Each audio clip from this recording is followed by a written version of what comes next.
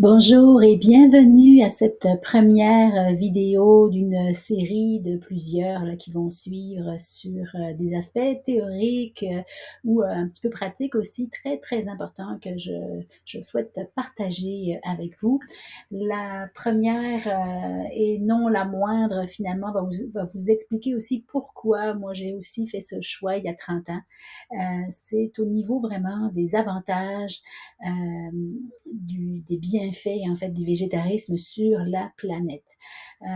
Moi, j'ai un passé lointain quand même de géographe. Je suis même arrivée au Québec en tant qu'étudiante en maîtrise de géographie et pas longtemps après, quand j'ai repris le yoga à Montréal, ma professeure, bien sûr, était végétarienne depuis assez longtemps. Elle nous en parlait, elle faisait justement un programme de formation et moi, c'est vraiment sur le plan éthique, hein, sur le plan du réchauffement climatique dont j'entendais déjà parler, entre autres, dans mes cours de géographie.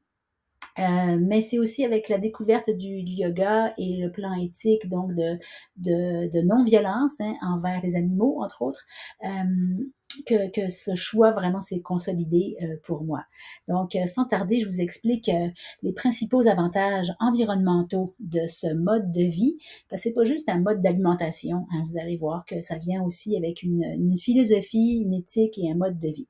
Donc, le premier, c'est la réduction et non le moindre. On entend parler beaucoup de cet élément ces dernières années, la réduction des émissions de gaz à effet de serre.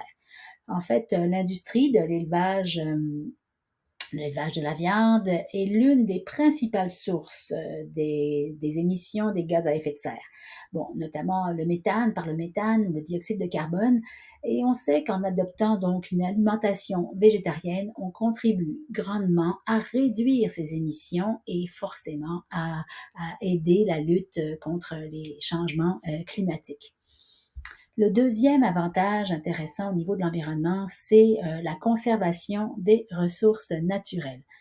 L'élevage nécessite des quantités incroyables de terre, hein, de bonne terre forcément, d'eau et de nourriture hein, qu'on va devoir donner à ces animaux. Et on sait forcément là aussi qu'en optant pour un régime végétarien, on va contribuer à préserver les ressources naturelles de la planète en réduisant tout simplement la demande des terres agricoles, en réduisant la demande de l'eau douce et des cultures, de toutes les cultures que ça nécessite pour l'alimentation animale. On sait aussi donc que le végétarisme va aider à protéger la biodiversité. Parce que vous vous en doutez bien, l'expansion de l'élevage intensif a conduit à la grande déforestation, on a juste à penser à la forêt amazonienne par exemple, et à la destruction des habitats naturels de beaucoup d'espèces, hein, végétales et animales aussi, pour faire place au pâturage et aux cultures de fourrage, donc pour nourrir les aliments, pour fournir des aliments pardon, aux animaux que l'on va normalement peut-être manger. Hein. Donc, si on choisit un régime végétarien, là aussi, on va aider grandement à préserver tous les écosystèmes naturels et à protéger même la biodiversité qui est grandement menacée, là, vous le savez. Un autre avantage incroyable, c'est la consommation d'eau réduite. L'élevage animal, là aussi, nécessite des quantités énormes d'eau potable, hein, forcément, pour abreuver les animaux et pour irriguer les cultures. Donc, en passant à une alimentation végétarienne, là aussi, on réduit considérablement notre empreinte hydrique, c'est-à-dire notre consommation d'eau et on contribue à cette conservation de cette ressource si précieuse dont on vient à manquer un petit peu partout. Là. Je ne vous cache rien, là, pas juste dans les pays d'Afrique là, où c'est déjà des déserts. La sécheresse, le manque d'eau se fait sentir beaucoup en Europe et au Canada, on n'est nullement à l'abri non plus de sécheresse.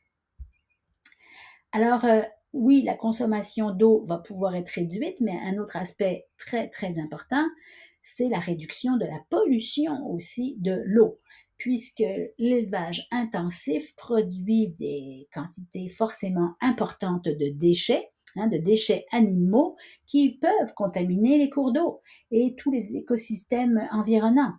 Donc là encore, en choisissant une alimentation végétarienne, on contribue à réduire la pollution de l'eau qui est associée donc à cette grande, méga grosse industrie de la viande.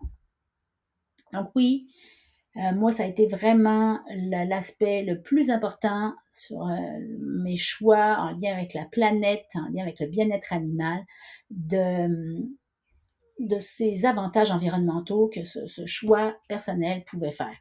Et en ces temps où on entend tellement parler des changements climatiques qui prennent de plus en plus d'importance et qui sont évidemment source d'anxiété, hein, on voit même apparaître les termes d'éco-anxiété. On le sait que pour faire face à cette anxiété, la meilleure chose, c'est d'être dans l'action, hein, de faire des choix, de bouger, d'être dans l'action et notamment faire l'action, le choix important de changer d'alimentation, c'en est un vraiment incroyable qui va avoir un gros impact sur la planète, mais un gros impact aussi sur vous, sur votre santé. Donc, on sait bien que ces changements alimentaires-là vont avoir vraiment un gros avantage, un gros impact. Donc oui, la réduction des gaz à effet de serre, la préservation des ressources naturelles, protéger la biodiversité, réduire la consommation d'eau et bien sûr réduire la pollution de l'eau. Ça va vraiment être les 5 axes, les 5 raisons tellement importantes qu'on va parfois adopter le régime végétarien et se sentir tellement bien, pas juste parce qu'on mange, mais par l'impact positif qu'on va avoir sur la santé de notre planète et de contribuer ainsi à la création d'un avenir durable, hein, pour nous et nos enfants et les générations à venir.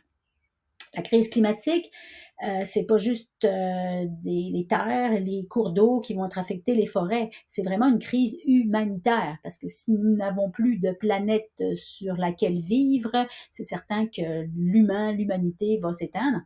Et l'alimentation végétarienne, je vous assure, fait vraiment partie des solutions mises de l'avant par beaucoup de recherches scientifiques et beaucoup forcément d'experts. Et depuis très longtemps, comme je dis, moi, ça fait plus de 30 ans hein, que j'étais étudiante et j'en entendais déjà parler de ces fameux réchauffements climatiques. On voyait ça très, très loin, on n'y pensait pas. Eux autres, les spécialistes le voyaient, mais là, on est vraiment les 2 pieds dedans.